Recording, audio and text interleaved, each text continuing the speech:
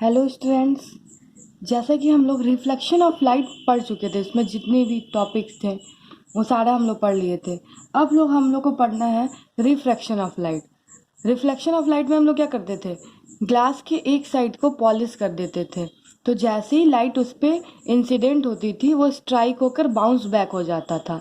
यहाँ पर reflection of light तब होता है जब क्या होता है, ग्लास या किसी भी ऑब्जेक्ट पे लाइट क्या हो, आर पार चली जाए। मतलब जो भी ऑब्जेक्ट हो ट्रांसपेरेंट हो, लाइट क्या हो उस पर आर पार चली जाती है, तब उस समय लाइट का क्या होता है, रिफ्रैक्शन होता है।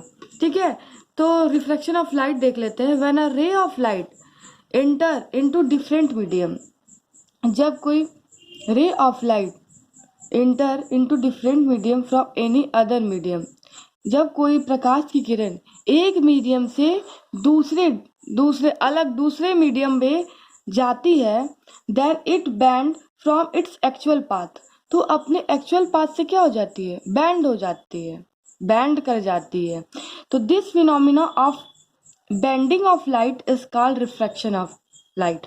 वही लाइट के जो रेज का बेंडिंग होना ही क्या कहलाता है, रिफ्रैक्शन ऑफ लाइट। मतलब कि ग्लास है जो क्या है, ट्रांसपेरेंट ग्लास है। अगर ट्रांसपेरेंट ग्लास में एयर के थ्रू लाइट आ रही है, एयर क्या होगा, लाइट का दूसरा मीडियम होगा। जैसे इस ग्लास पे पड़ी तो क्या होगा, मीडियम चेंज, पहले एयर था अब ग्लास पे आ गई, मीडियम चेंज हो गया।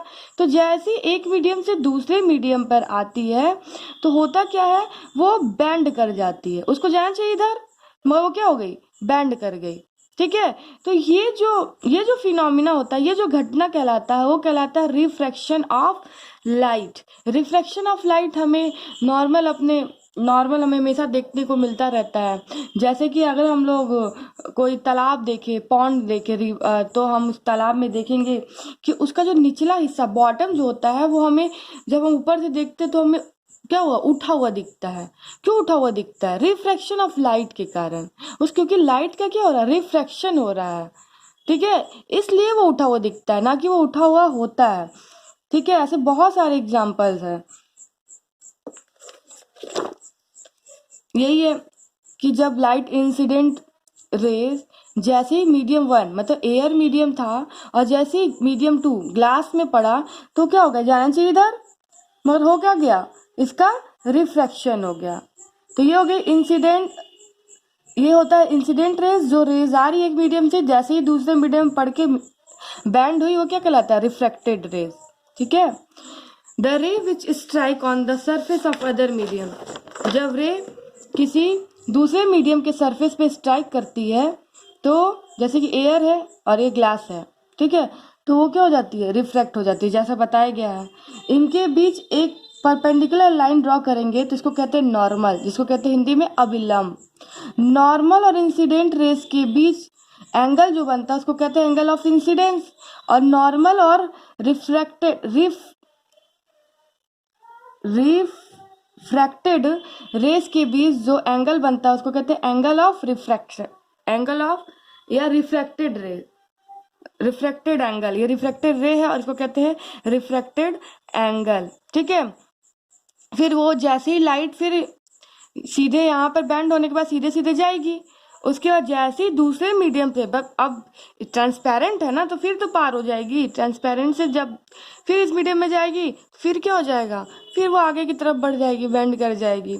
ठीक है, तो इस तरीके से किसी भी ट्रांसपेरेंट मीडियम में लाइट का क्या होता है, रिफ्रैक्शन देखने को मिलता है। Some examples of refraction, example की बहुत सारी हम लोग के पास क्या है, रिफ्रैक्शन के बहुत सारे एग्जाम्पल है।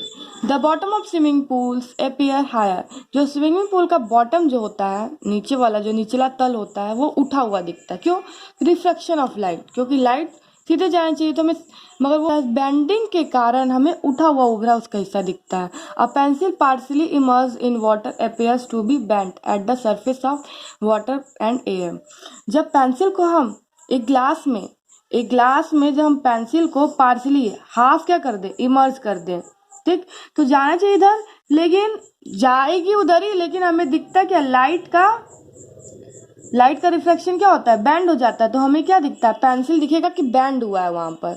ठीक है, बैंड हुआ, ऊपर से हम देखेंगे तो वो हमें बैंडिंग दिखेगा, किसके कारण? वो रिफ्लेक्शन ऑफ लाइट के कारण होता है। Letter of book appears to be raised when seen through a glass slab. जब हम कांच के जब हम किसी किताब में लेटर को, अक्षरों को शीशे रख कर देखते हैं तो वो क्या होता है? उभरे हुए दिखते हैं, उठे हुए दिखते हैं। क्यों? क्योंकि लाइट का रिफ्रैक्शन हो गया। ठीक है, लाइट का क्या हो जाता है? रिफ्रैक्शन हो जाता है, इसके कारण। ठीक है, कॉज ऑफ रिफ्रैक्शन। रिफ्रैक्शन का कारण क्या होता है? क्यों भाई रिफ्रैक्शन होता है? क्योंकि अलग अलग मीडियम में जो स्पीड ऑफ लाइट का जो स्पीड होता है वो डिफरेंट होता है। मतलब एयर मीडियम में स्पीड क्या होगा? एयर का, लाइट का डिफरेंट होगा। इसी तरह ग्लास में डिफरेंट होगा, वाटर में डिफरेंट होगा। वाटर भी तो ट्रांसपेरेंट है, उस पर भी तो लाइट क्या हो जाती है? आर पार चली जाती है। तो वाटर में इसका क्या होगा? वाटर में जो स्पीड होता है लाइट का वो डिफरेंट होता है, तो स्पीड के कारण ही रिफ्रैक्शन होता है। तो when ray of light travel from one medium to another medium, जब रे ऑफ लाइट एक मीडियम से दूसरे मीडियम पे चलती है, देन इट्स स्पीड चेंजेस। तो इसका स्पीड क्या हो जाता है? चेंज हो जाता है। And the change in speed of cause of bending of light. और यही जो स्पीड में चेंजिंग है, यही कारण है लाइट के बेंडिंग का, लाइट के रेज के मुड़ जाने का। ठीक है, यही कारण होता है, क्योंकि मीडियम, अलग अलग मीडियम में जो लाइट का स्पीड होता है वो डिफरेंट होता है। जैसे एग्जांपल में, the speed of light is greater in air as compare to that glass. जो लाइट का स्पीड होता है वो एयर में ज़्यादा होता है कंपेयर टू ग्लास के कंपेयर में। ठीक है, मतलब हम समझ गए ना कि कॉज ऑफ रिफ्लेक्शन क्या है। अगर रिफ्लेक्शन का कॉज हमें लिखना हो, कारण बताओ कि क्यों अपवर्तन होता है, तो हम बता देंगे कि जब एक माध्यम से दूसरे माध्यम में प्रकाश की किरण जाती है तो उसकी चाल भी क्या हो जाती है? परिवर्तन हो जाता है। यही कारण है उसके रिफ्रैक्शन होने के कारण, उसका बेंडिंग होने के कारण, मुड़ने का कारण। ठीक है।